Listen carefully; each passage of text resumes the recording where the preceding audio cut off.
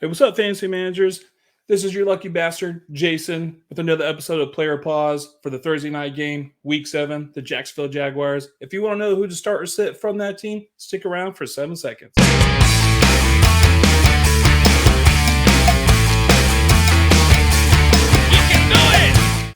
Okay, so the recording date today is 10/17/2023.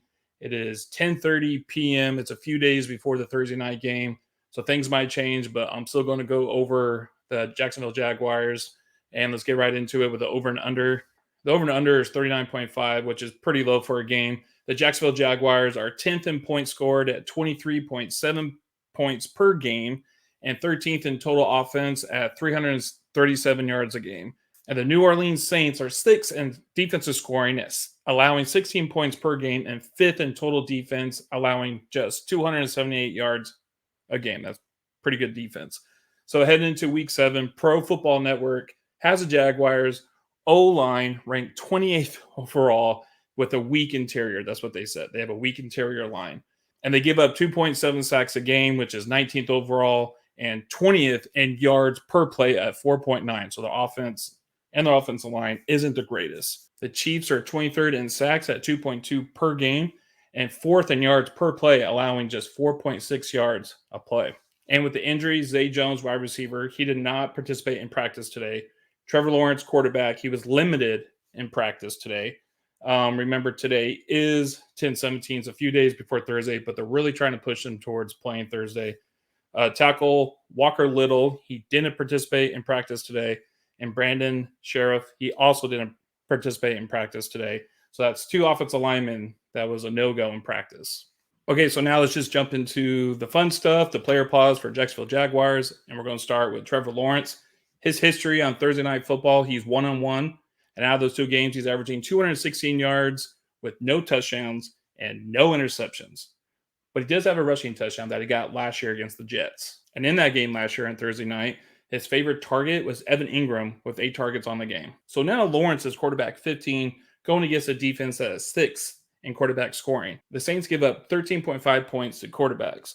They are 1 out of 5 teams whose defense has more interceptions, 8, than allowing passing touchdowns, 7. The Saints are 5th in passing yards allowed with 182 a game, and they are 6th in defensive scoring at 16 points a game, like I said earlier. They've only allowed 2 quarterbacks to pass over 200 yards this year. And Kansas City, who has a similar defense as the Saints, held Lawrence to a total of 8 points, 260 yards passing, with no touchdowns and no interception. That game's passing touchdown, yards, and interception matches Lawrence's average for his Thursday night games. Fantasy Pros has Lawrence ranked 29th in quarterback efficiency in the red zone, with completing only 47% of his passes inside the 20. He just isn't getting the touchdowns right now. There's only one quarterback with over 1,400 yards and less touchdowns than Trevor Lawrence right now. Lawrence has 2 games this year with multiple TDs.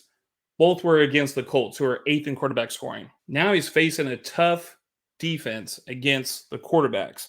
And if he plays, he's going to be playing on a bum knee. I pause Trevor Lawrence. All right, now let's get to the running beast, the running back. Travis Etienne. He is running back 5, and he's going up against a defense that is 3rd in running back scoring.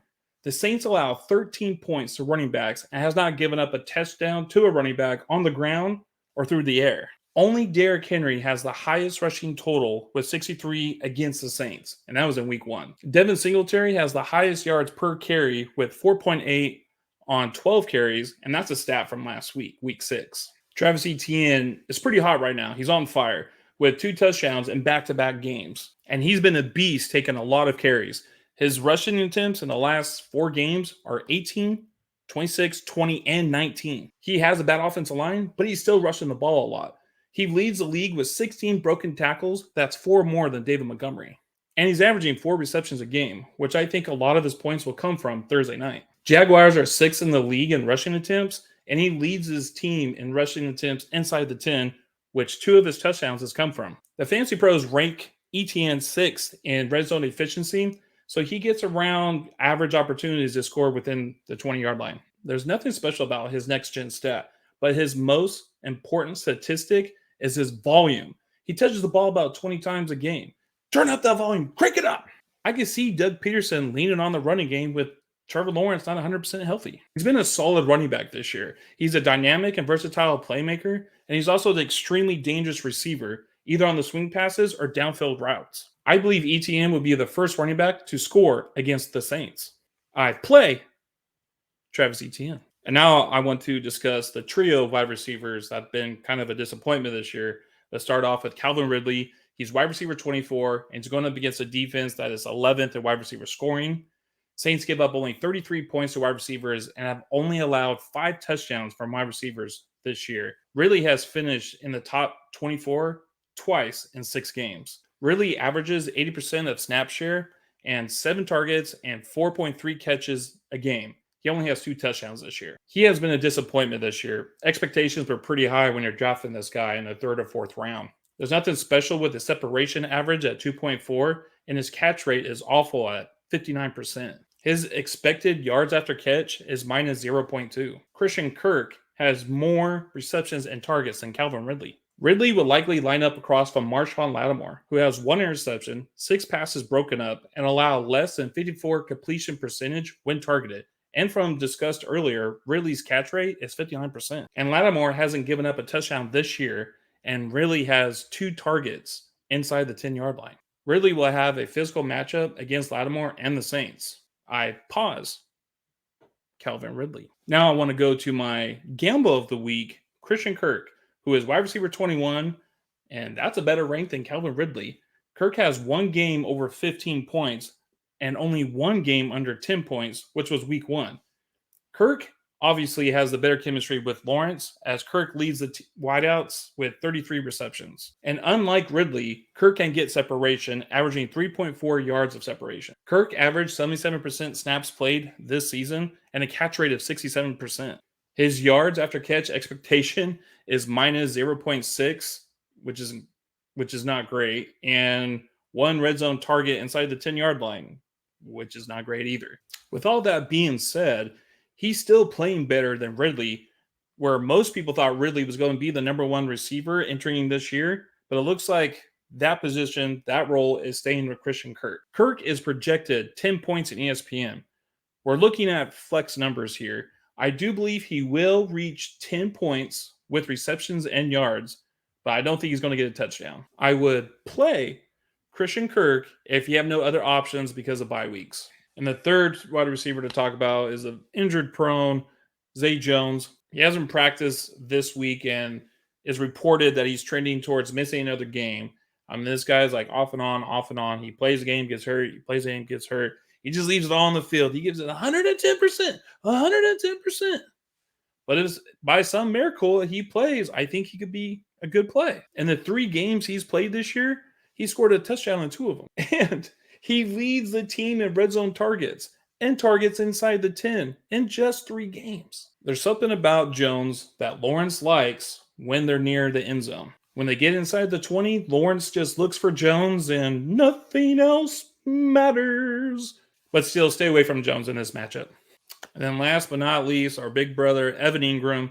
He's tight end 8 versus a defense that is 10th in tight end scoring. The Saints only give up 8 points to tight ends, which isn't bad for tight end scoring in 2023 or 22. Last week, Dalton Schultz scored 14 points with a touchdown, and that was 1 of 2 touchdowns the Saints defense has allowed to tight ends this year. Ingram averages 76 snaps played this season with a catch rate of 82%, which is amazing. Last week, he was 100%, going 7 for 7. And for this dude's targets, check out the last 5 games. 8, 8, 8, 8, and 7. With the wide receivers likely getting shut down in this game, I can see Evan Engram getting 10 targets. And Tyler said it before, it is crazy that Engram is a top 10 tight end without a touchdown. So guess what? Evan gets a touchdown on a play action pass at the goal line. All he needs is 7.5 points and he'll finish the week as tight end 6. That's how tight ends are nowadays. I play Evan Engram. And here we are at the end of the video at my player pause for the Jacksonville Jaguars of the Thursday night game. I do believe the information that we discussed in this video can help you either start or sit certain players. If you guys could please hit the subscribe button and press the like, it does go a long way. And Appreciate all you guys who actually do that. Tyler's got a video coming out tomorrow. He's doing his player pause on the Saints. So until then, we'll talk later. Deuces.